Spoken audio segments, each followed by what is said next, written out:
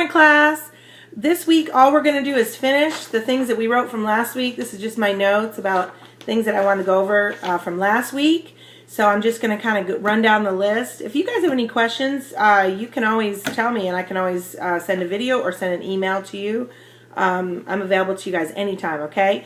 The first one is the Boston Massacre, which I thought I went over last week, but somehow I had it on my list, and we acted it out in class. Although you guys were the nicest crowd of riotous crowd I've ever seen. I've never even acted out in class with people that nice, wimpy, throwing things at each other. But the Boston Massacre, of course, is where the kid was taunting one of the soldiers. The soldier butted him with the end of the rifle. He goes and tells everybody. 100 people gather in. They're throwing rocks, bricks, and ice at the soldiers, even though they really wanted to, have a revolution and didn't like the soldiers there and all the things that were going on. It wasn't the soldiers' fault. The soldiers were sent over there from England, and they were just kids, just like when our soldiers go somewhere. They're doing what their king wants. In our case, our soldiers are doing what our president wants, because our president is the commander-in-chief of the military. So they're really there at the behest of the president. So what happened with the Boston Massacre, of course, is the crowd gathers in. The kids are scared. The two soldiers are scared. They're calling them lobsterbacks. They're telling them to go home. And they call them lobsterbacks, of course, because they have the red, and then the red down the back. They have red coats and big brass buttons. And we had lots of derogatory names for them, I'm sure. Just like they had derogatory names for us, like Yankee Doodles, which we ended up taking for ourselves, which I love. And then the commander comes out, so now there's maybe 4 or 5 soldiers. All the accounts are a little bit different of the people that were there. And something happens, kind of like the shot heard around the world. Nobody really knows what happened or how it happened, but a shot rang out. So we don't know if one of the soldiers slipped, because remember, it's wintertime, it's icy. We don't know what happened, but something happened. A shot went out. Then other people hear shots. All of a sudden, gunfire goes off, and in the aftermath, 5 people are dead. Other people are wounded, but 5 people are dead. The first one that died was a man called Crispus Attucks, and he was a former slave. And he's important too because, and he's the first black man to die in the Revolution, and also the first man to die in the Revolution, and also he's in a painting later of George Washington crossing the Delaware. You see that painting a lot. Crispus Attucks is in that painting, even though he was long dead because of this Boston Massacre. Also, the flag is in that painting. I know I keep bringing it up, but I want you guys to know that. So when you see that painting, you go, man, the flag wasn't even created by then. It wasn't until 6 months later that they were even working on the flag for the United States. So anyway, so that's important to know, Crispus Attucks. So the shots rang out. Crispus Attucks is dead. 4 of the people are dead. Other people are, I think there's like 32 wounded. And Samuel Adams takes this opportunity and pulls Paul Revere aside and says, Paul, go make an engraving. Go now. And Paul Revere makes this engraving of these soldiers firing into a crowd, which is really not how it happened, but it was a piece of propaganda for our side. Propaganda is always wrong. It means it's untrue, but they figured the ends justified the means, which I don't think they ever do, but that's what they did. Paul Revere does the engraving, puts it in print. Then our committees of correspondence, which Paul Revere is part of that, William Dawes, and there's tons of people. There was, 100 people a part of that, and they go out into the next city, and then that city goes out to the next city. We had 100 different committees of correspondence, which means groups of people got the word out, and then many members in each committee of correspondence. So does that make sense? So the Boston Committee of Correspondence might have, 10 guys. All the other committees of correspondence had people, and they would go out in different directions and get the news out. I'm sorry, my nose is so itchy. Anyway, all right, so that is the Boston Massacre. It wasn't really a massacre. Okay, the soldiers came up for trial. John Adams, Josiah Quincy defended them because it was wrong.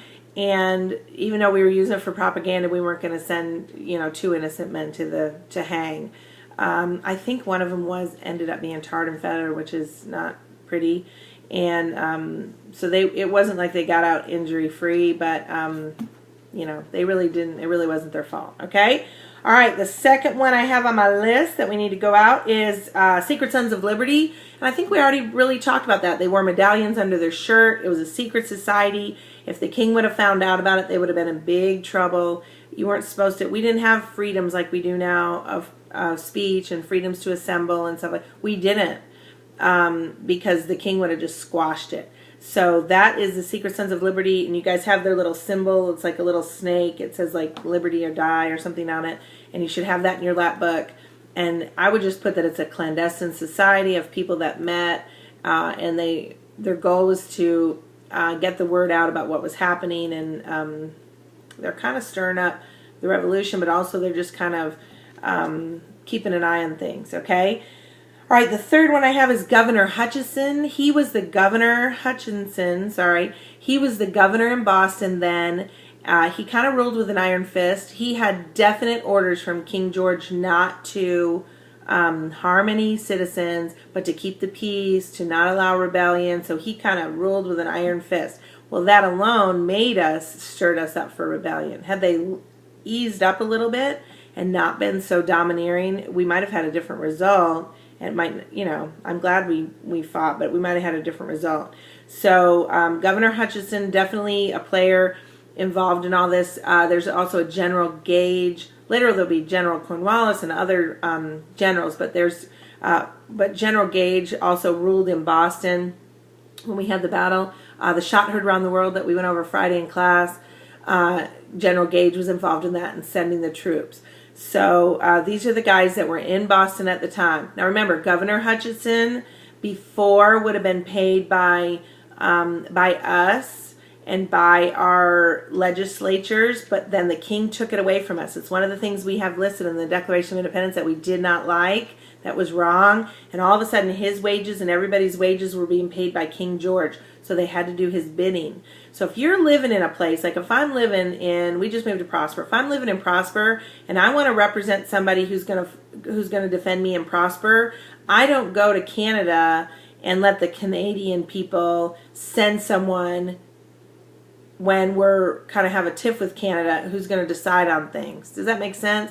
I don't go somewhere else and pull someone out. I want somebody within us. So one of our neighbors is running for town council or whatever, and he comes, we know him, and we go, okay, Scott is going to, he'll have our best interest at heart, and we give him our vote. He lives among us. Well, that's what they used to do, but King George just more and more was taking power, and so he was paying Governor Hutchinson's salary, and so everybody was doing his bidding. So we felt like there's people making laws and rules among us, and they're not part of us. It reminds me of Andrew Jackson, who said years and years before the Civil War, he said, why don't we just give all black men, all Indian men, because remember, women then wasn't even consideration, why don't we give black men, Indian men, and white men all a right to an equal vote, and then we can make the laws, because he was living out west, and there were still scalpings going on, paid by the French and the English. They were paying the Indians to scalp the settlers. How's that grab you? And they're supposed to be your, you know what I mean? You're just like, what is going on? So he said, let's give everybody the right to vote. We will live peaceably among each other, because people were fighting over territory. And if we give everybody, and we all make the laws, we can live together. Because he knew this was not going to be good, all the stuff that was going on. And so that's true. If you get all the people living in a place to help make the laws, then you can live peaceably together. All right, so that's Governor Hutchinson. Ooh, Dr. Warren. All right, I'm gonna start on the next one, Dr. Warren, because it's gonna lead into the Battle of Bunker Hill. And all right, so this is a very quick part 8, and we'll go on to part 9 in just a minute.